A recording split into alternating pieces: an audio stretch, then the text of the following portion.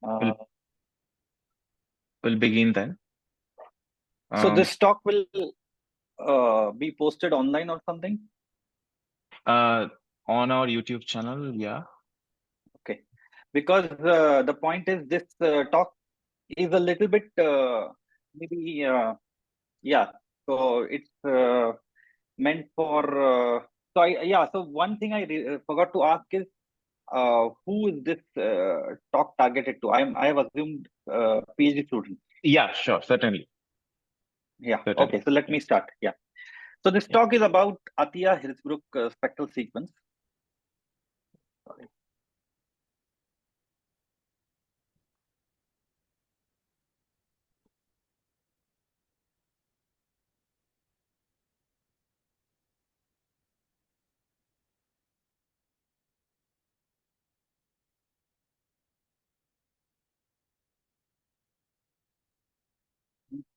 Spectral sequence.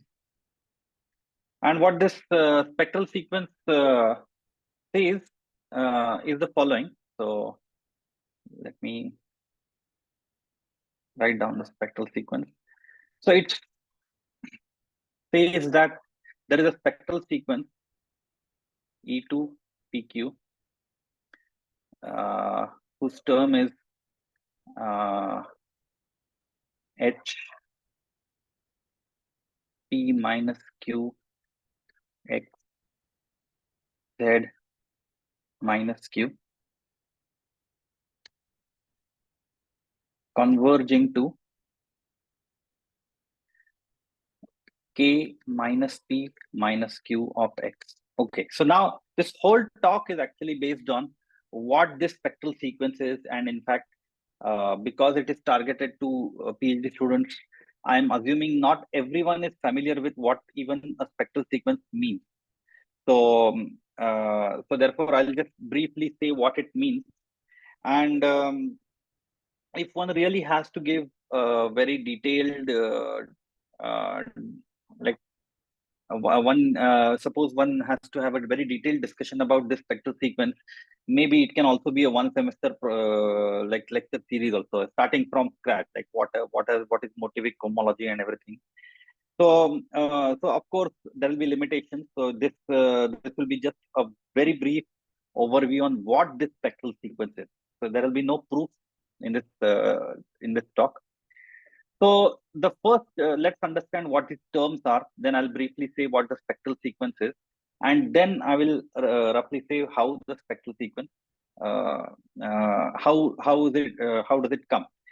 So this spectral sequence was conjectured in 1982,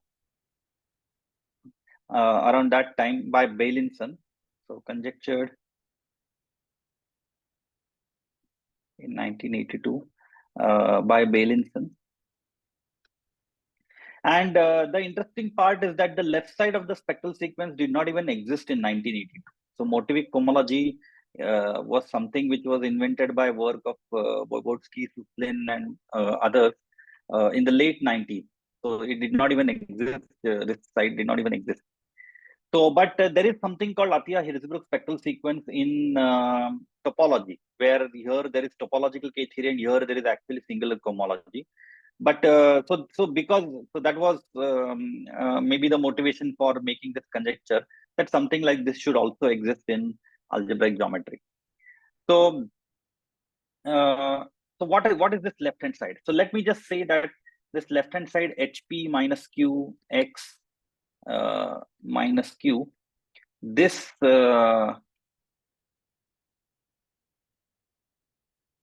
this is actually equal to, so I'm just referring something just so that I don't get indices wrong.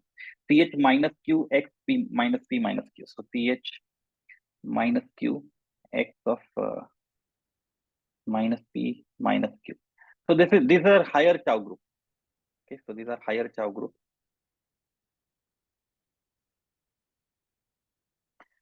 And they are zero So they are zero if so, or like let me just say that ch p x q, this is zero if p is less than zero or q is less than zero. So both p and q have to be non-negative for this higher Chow group to be zero. But of course, here we have indices which are minus q and minus p minus q. So therefore, this spectral sequence, the terms of this spectral sequence, they all live. Be, they are non-zero. They are zero for q positive. So this spectral sequence, if I draw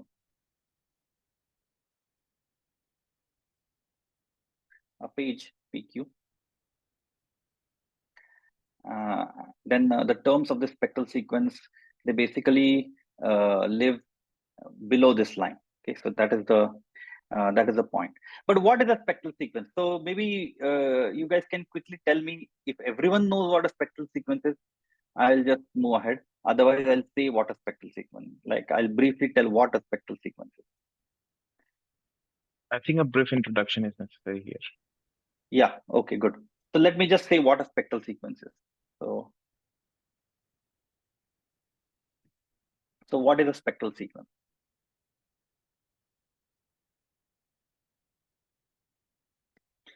So typically you have something like this. So E2, so okay, let me do one thing. Let me just take this same example. What do I mean by this? There is a spectral sequence where I have these terms and this. So, yeah, so let me just say, so I have something like E2PQ. So what I have in mind is about, so these are some terms for every P and Q integers. I have some, it could be groups, vector spaces, let's say abelian groups, and they converge to some limit. Let's call it the limit as Kn. Suppose I have, so Kn sounds like K theory. So let me say Hn. Okay, so suppose I have a spectral sequence converge to this. What does it actually mean?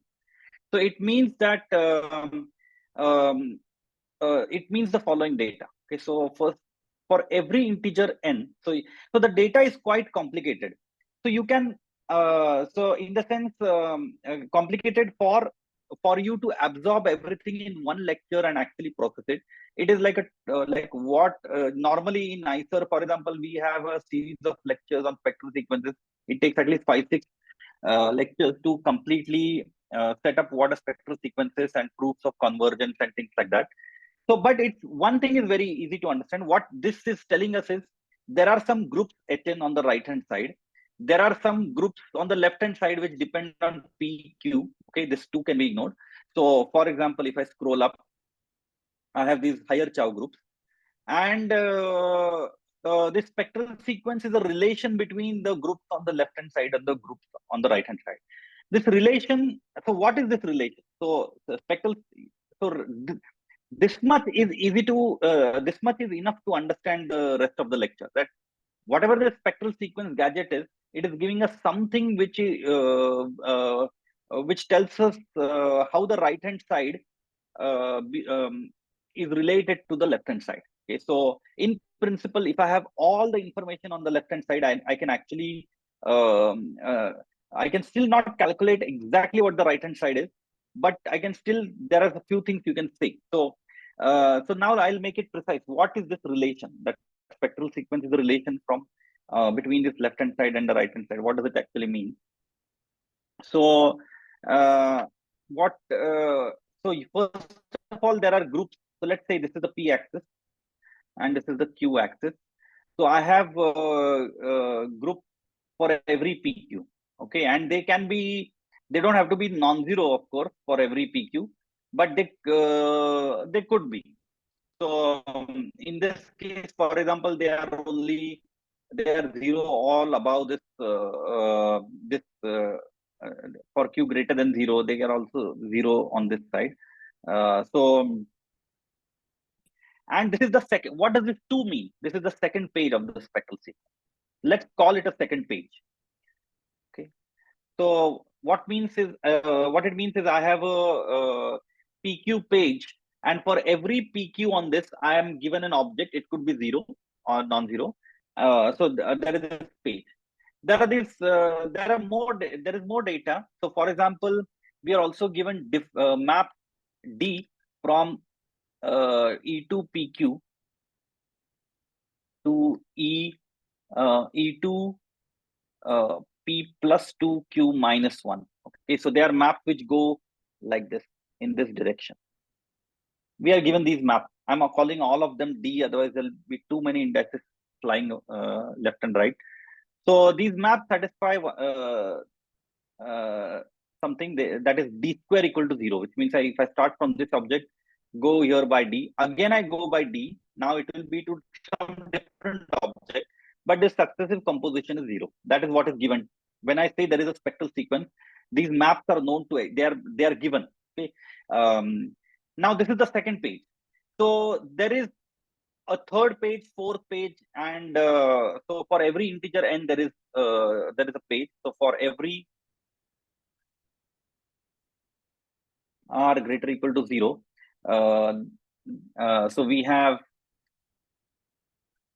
the rth page of the spectral sequence.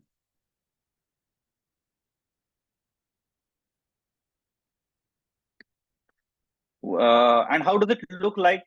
The general idea is the same. So I have this PQ axis. Okay, so and I have these groups. Now they will be called ERPQ. Okay, and there will be map. Now they will not go. So the degree of this map will be minus r plus 1 and r. So here the degree of this map on the second page was 2 and minus 1. So on the right it was going by 2 steps, and it was going down by 1 step. So the degree was, sorry, it is r comma 1 minus r. So r comma 1 minus r. So there are these maps of degree r comma 1 minus r on the r page. Let's call these maps as D.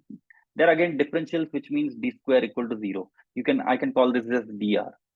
So I have this for every r, I have this page consisting of group ERPQ, and I am only given what is there on the second page, E2PQ. Typically, I'm not even given what the explicit maps are. Theoretically, we know they exist, but I'm not even given, like usually we don't know explicitly what these maps are. So there is this object on the first page. There are maps typically not known explicitly, and there are these other pages with similar data. Okay, so what is the relation between these different pages? So the relation between these different pages is if I take the so let's say I have ERPQ, and I have this map D going to ER. Now it will go to P plus R, Q minus R plus 1, and other D will come from something. So let me not write the indices. The degree is R comma 1 minus R. So you can figure out these indices. So I have these maps, and D square is equal to 0. So what I can do is here I can take cohomology. Cohomology means kernel of D modulo image of D. Now image is contained in the kernel because D square is equal to 0. So therefore, I can take the cohomology at this point. So I can take cohomology of ERPQ with respect to D, okay, which means kernel of this D which starts from this point and image of D which ends at this point, okay, and this is given to be isomorphic, and in fact the isomorphism is also given as part of the data to ER plus 1 PQ.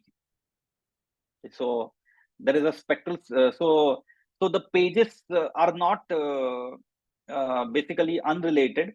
If I know everything on the second page, which means the maps and everything, I can at least figure out the objects on the third page. Okay, so but there are also maps on the third page, which a priori just given the second page and maps on the second page are not determined. So you can imagine how this gadget is actually going to how can we prove that something complicated like this exists, in the sense for every arc page I have some objects and differentials, and the pages, the first page and like arc page and r plus 1 page are related by this data. So therefore this needs a discussion. So there are I'll say how the spectral sequence comes about. But this complicated thing is called a spectral sequence. Now, what does it mean that it converges to this limit hn? Okay, so what does it mean that this converges to the limit e2pq? So what we can do is, by limiting argument,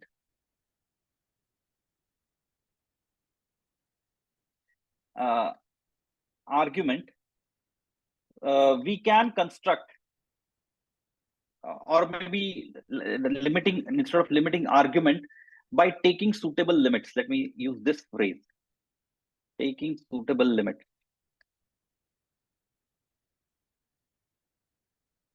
Okay, I can take limit, and we can construct this infinity page, E infinity PQ. So I'll say briefly why I have used this phrase suitable limit. Why did I not say direct limit or inverse limit or things like that? And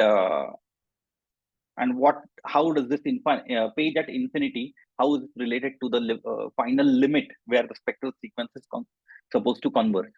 So there is this in the page at infinity. Okay, how is this? So I could have said something like take the direct limit of all these ER, but you see, ER does not map to ER plus one. In fact, ER plus one, there is no map from ER to ER plus one. But if I look at the kernel of D, then that is a sub-object of ER, and that sub-object mapped to ER plus one. And in fact, this ER plus one is a quotient of this sub-object. So which means ER plus one is a sub-quotient of ER. So what is the correct limit I have to take? What I have to take is that each ER is a sub-object of the previous one, and therefore sub-object of the starting page.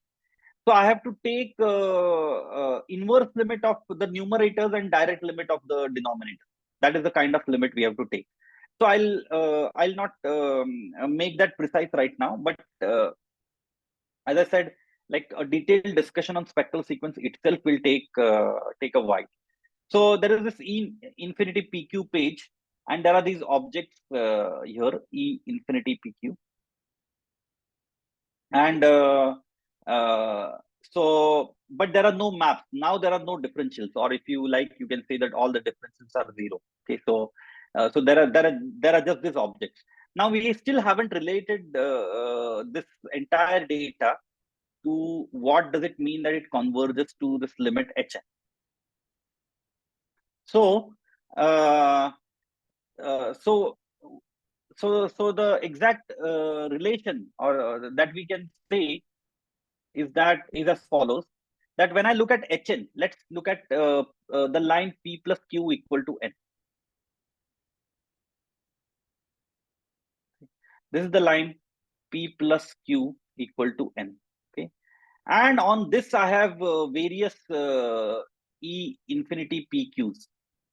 Okay, now the relation is that hn uh, hn has a decreasing filtration.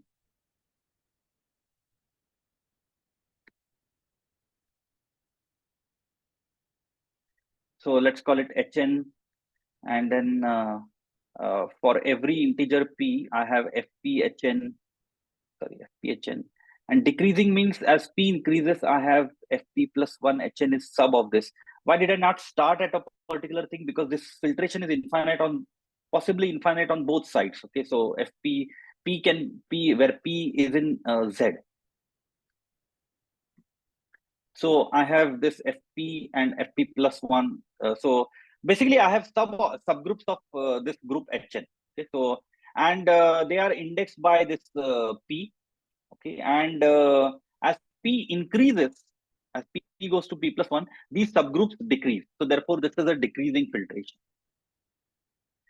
So So now what is the relation again? Still, what is the relation between this Hn and this E infinity PQ?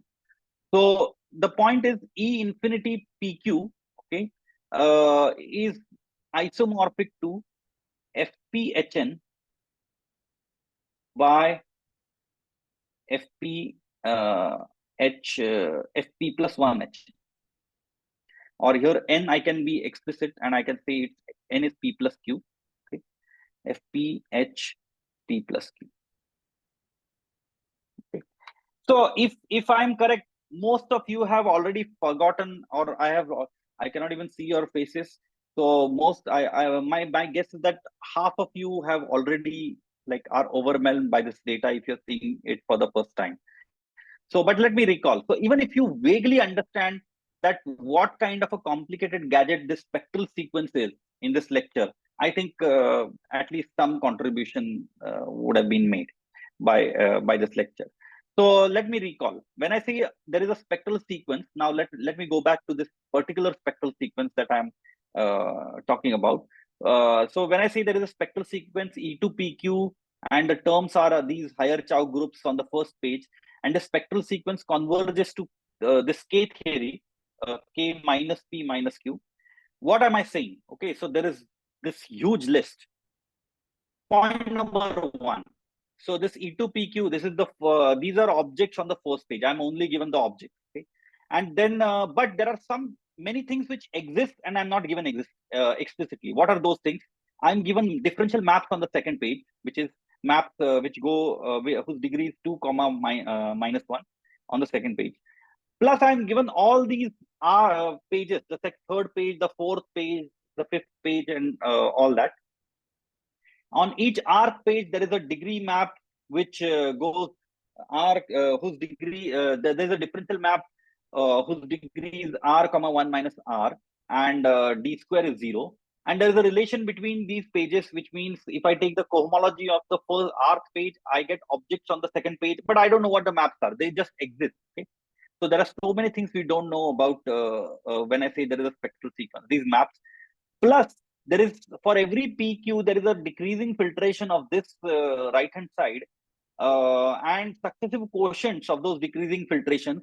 They are isomorphic to what the objects which exist on the infinity page. Okay, so such a complicated and horrible, overwhelming gadget. How can it be useful? But that is even a second question. How can we even show it exists? Because most of these maps are not they do not exist explicitly.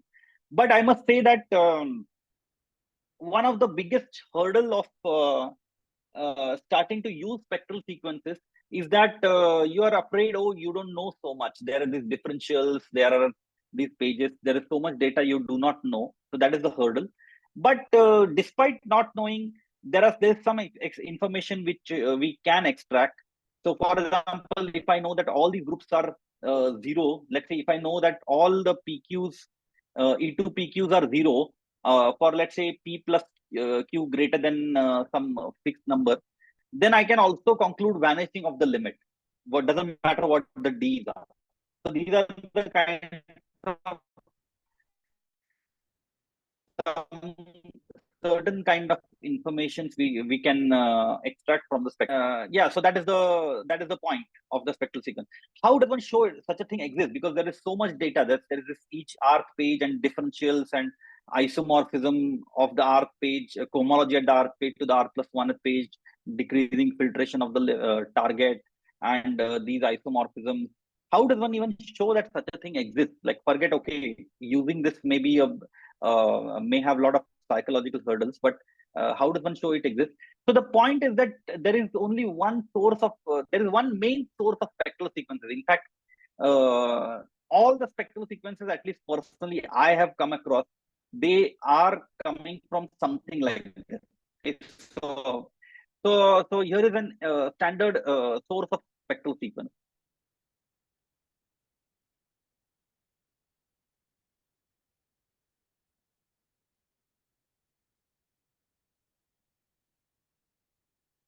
So which is, if I have a complex, so C dot is a complex, let's say of abelian groups. I'm definitely so I'm deliberately keeping whether it's abelian groups, R modules, or some objects in some abelian category that a bit vague, you can think of them as abelian groups. Suppose I have a complex of abelian groups, and I have a decreasing filtration of this complex. So Fp C dot, say Fp minus 1 C dot, and so on. So these, what are these? So these are subcomplexes.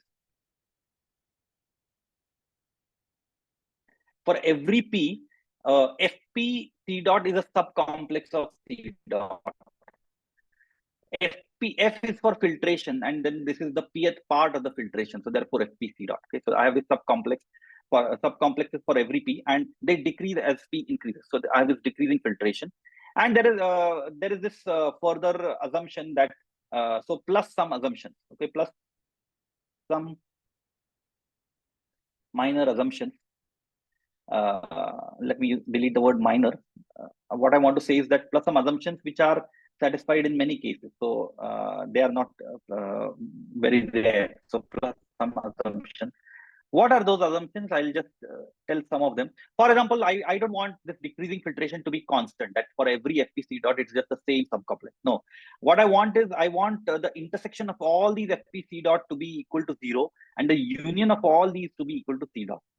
So that they have to, for example, cover C dot in a suitable way. Okay, so that is one of the assumptions. There are certain there is one more. Okay, which means if I look at a particular degree of a complex, then there this filtration is finite. So, but let us not go into all assumptions. The point is that if I have a filtered complex, so a complex and a series of subcomplexes which decreases with some mild assumptions which exist in many cases. So then there exists of spectral sequence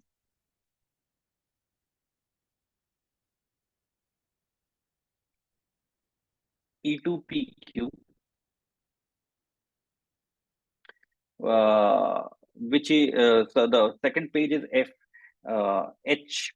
Let me just refer for correct indices.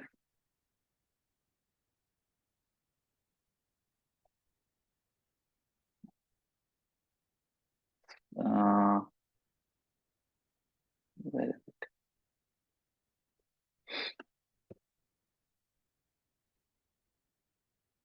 Yeah. So HP plus Q of FP. So HP plus Q of FP modulo FP plus 1 C dot. So I look at the quotient. So when I have FP sitting inside F, let's say if I have FP plus 1 C dot sitting inside FP, I can take the quotient FP modulo FP plus 1. So that will be some complex. Now that complex is neither sub nor quotient. It's a sub quotient of C dot. And I can take its cohomology. So many times the cohomology of these successive quotients is going to be easier. Okay, but the construction doesn't require that. And what this meta theorem says, or maybe this big theorem, this is maybe like mother of all spectral sequences. It says that if I have a filtered complex, then I have a spectral sequences, a spectral sequence whose maybe this is E1. Sorry, this is the first page. So where the first page consists of these groups, and the limit is the cohomology on of this the original complex that I started with. So if you can find a suitable nice filtration of this C dot, where you see the successive quotients have nicer cohomology, then the spectral sequence gives us a relation between those cohomologies and the cohomology of C dot. So that is the yeah. So this is the source. There is only one more source of spectral sequences which does not come from filtered complexes, but that is also similar. So it comes from filtered spectra. So has this notion spectra been discussed in this series of lecture? No, not at all. Then K theory has been discussed, right? Yeah, but K-theory spectrum has not been discussed. So mostly Ah, the okay. groups, they introduce K groups only instead Oh, of okay, going okay, to the K-theory spectrum. okay, okay, okay, okay. So then I'm going to say a little bit less. So let me say this, that sometimes so so what I'm going to do is I'm going to make some floppy statements in order to simplify, make them sound simplifying. So sometimes filtered topological spaces also give rise to spectral sequences. So that is the point. Okay. And now the point, now K theory has, spectrum has not been done. So, but let me just mm, write this as a theorem here. So then I don't know how K theory was, for example, uh, how K theory was defined. Waldhausen, like what was defined? Yeah, Waldhausen and Nesingberg's construction book. But Without Waldhausen using, gives, okay, I mean, Waldhausen gives us some space. Correct. Okay, yeah, okay, okay. So you guys already know that K theory. So Kn of x. So for every x, so this you already know. For every x, there exists a space called Kx. The K theory space, you can call it, such that if I take the nth homotopy group of this Kx, then I get the nth K theory of x. Right? If I'm correct, this is how what is done. Right? exactly. So, okay, so there is this space Kx, and whose homotopy groups are there? These. So the point is that just like filtered complex gives me a spectral sequence, filtered spaces also gives me a spectral sequence. Okay, so filtered space also gives me a spectral sequence. So, but that is still not what we want. We want to consider sheaf of spaces. So I'm going to use this word spectra. Okay, so let me just use this word spectra. Uh, Spectrum. You think of this as some kind of a space. Okay, so let's think of this as some kind of a space, because this was not introduced again. This I Then I won't be able to say much about the spectral sequence, but uh,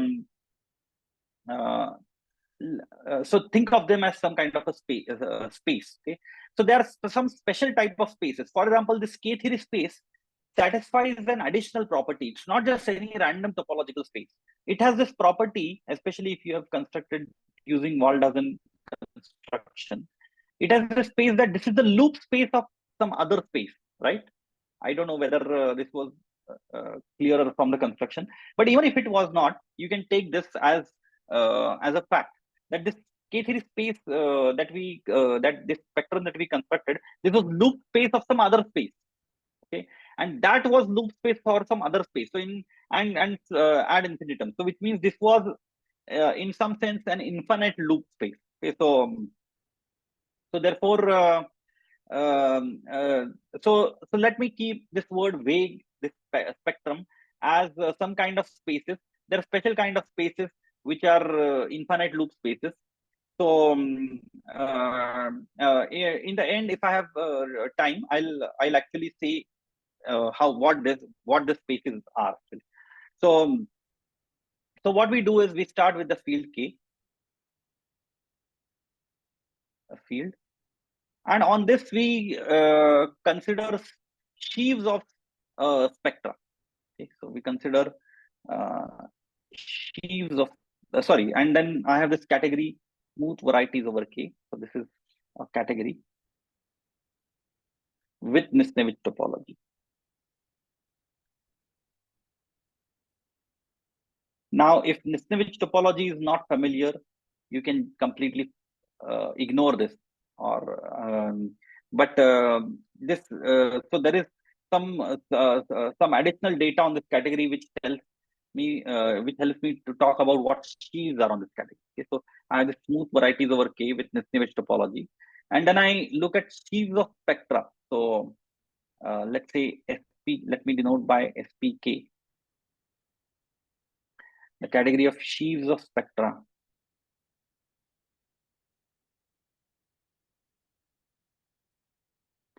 on Sm over K. And in this heaves of spectra, so which means for every X, I'm given some topological space or spectrum. What is an example? Example is our K theory spectrum. Like for every X, I have this Kx, right? And it's functorial in the sense if I have a map from Y to X, I must get a map from Ky. If I have a map from Y to X, I get a map from Kx to Ky, and plus it satisfies some sheaf like condition. So therefore, so this is my category now, sheaves of spectrum. So for example, an object here is the data that for every X I'm given a spectrum, these special type of spaces which are infinite loop spaces. So so therefore, so an example is is that so this is not so this is an example of pre-sheaf of spectrum. So X goes to Kx. So for every X, I'm given a K theory, this K theory space. So this is a space, right? And I'm telling you that this can be thought of as a spectrum. So, so every X, I'm given this space. So therefore, this is a pre-sheaf of spectrum, and one can sheafify also, of course. So therefore, this is the category of spaces on this site. And we do two constructions on this site. One is invert A1. So invert the maps X cross A1 to X. All these maps we invert, which means we want we want to restrict ourselves to those spaces which basically take equivalent values on X and X cross A. So that is what we want. Okay, and there is also so for every space X. So suppose E is a spectrum. E is sheaf. E, or let's say E is an object in this SPK. Then I can also smash it with any other space. Let's say Y. So Y is a pointed space. I can also take this smash product. This is also a space in this SPK. Okay. So at the end, I will again extract one line which you can, which will be enough for us to remember as an idea of this. There are, of course, a lot of details as to how this category is constructed and so on. But so therefore, on this SPK, we have this functor where I smash with P1. Okay. I take a sheaf of spectrum and I smash it with P1. So basically, so that will give me some another. So what we do is we stabilize with respect to this operation, which means we make this operation, this functor, an equivalence. So we modify this category such that this functor becomes an equivalence. So we stabilize with respect to so stabilize SPK with respect to smash P1.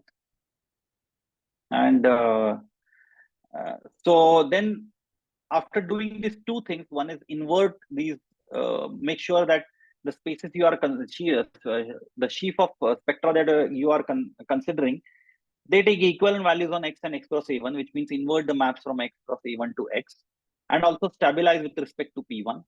Then what we get is this category, the stable motivic category of K, SHK.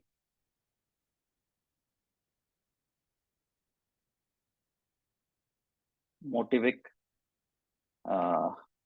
category, motivic homotopy category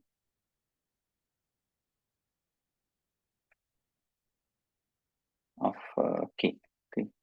And our object, the K theory spectrum, let's say, let me call this as K underline. This is now living in this category. So that is the main point. So we consider this as an object living in this category. So it after doing these two operations, inverting and smashing with P1, this K bar still represents K theory, which means if I take, so is the language of model categories familiar? Maybe you can assume that. Yeah. So then, so this is basically homotopy category of a model suitable model structure. That is what I mean. So after doing all these operations, what happens is that if I take maps from X to K bar, or let's say, sorry, if I take maps from Sn smash X to K bar, this is still equal to pi n of, pi n of the K theory spectrum. So which means it is equal to my K group. Okay. So in that sense, K theory is representable in this category. And what we have to, so now the point is this K theory has a particular filtration. So since, yeah, so it was not clear to me how much I have to assume or discuss about spectral sequences. So therefore, there is, so I will just say this, that, so therefore there is a little bit less time, but the point is that this, so this is Voivodsky's conjecture. This was Voivodsky's conjecture in 2000. So Voivodsky in 2000. Okay, that this K theory space here. So a sheaf of spectrum which actually represents K theory, which means mapped to it in the suitable homotopy category is K theory. This K bar has a filtration. Okay, and he called it slice filtration.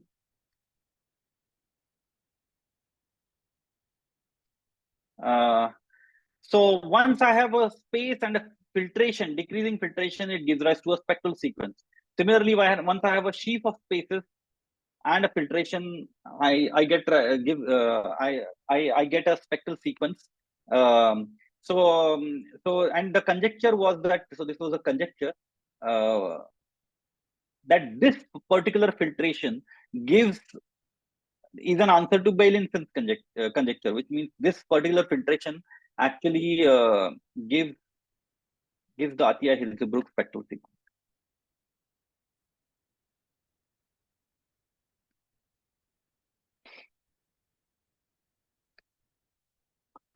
So that was the conjecture. So so what happened in maybe around 2002, there was this construction of Atiyah Hirzebruch spectral sequence, not using Voivodsky Strice filtration, but something using a filtration by Grayson, and Quillin.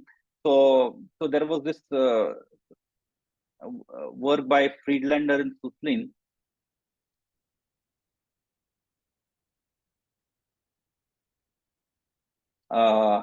who proved the existence of Atiyah Hirzebruch spectral sequence, but not using the slight filtration. But I think they must be, of course, related.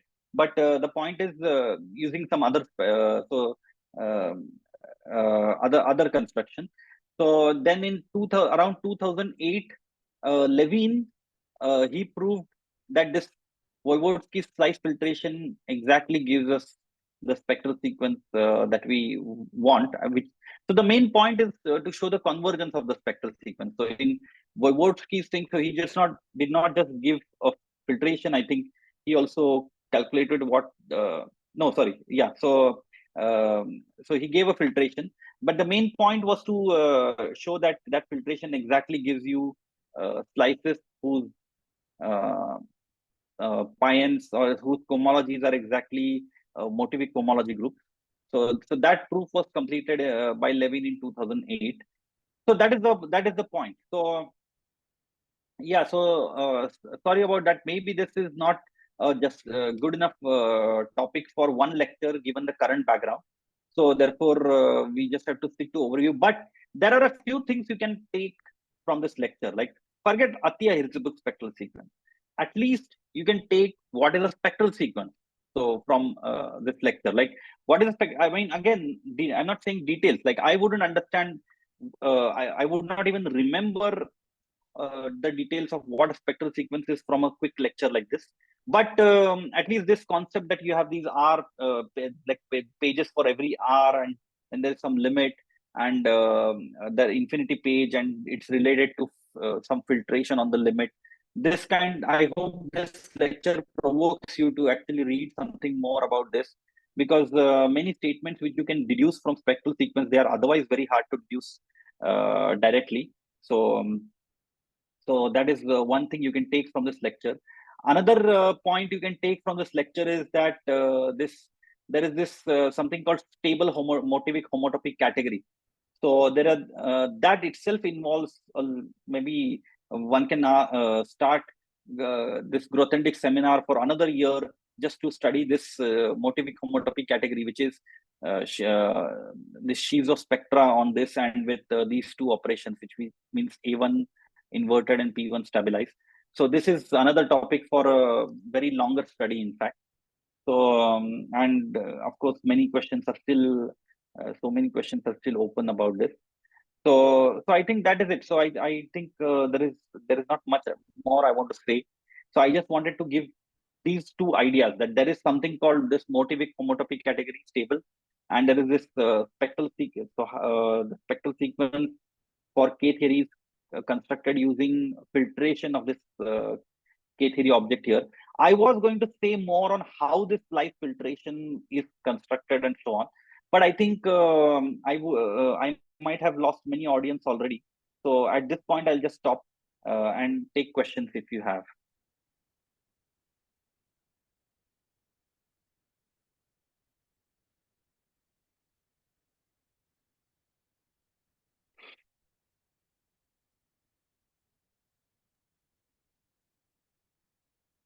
Are there any questions? Well, if not, let's thank the speaker. So I couldn't get time to introduce him. So today's So I speaker also, was So today's speaker is Dr. Amit Hogadi from ISO Pune. He mostly works on A1 homotopy theory. Earlier, he had some interest in univalent foundation and his computer implementations. And he's actually my MSc supervisor. Good to see you here. Yeah. Okay. All right. Thanks for inviting. Thanks for Then. this expository talk. Yeah. So this was a lecture on algebraic K theory. And so next week we'll start discussing topological K theory once again. Bye-bye for that. Okay. Thank you very much. Send me the notes. Yeah.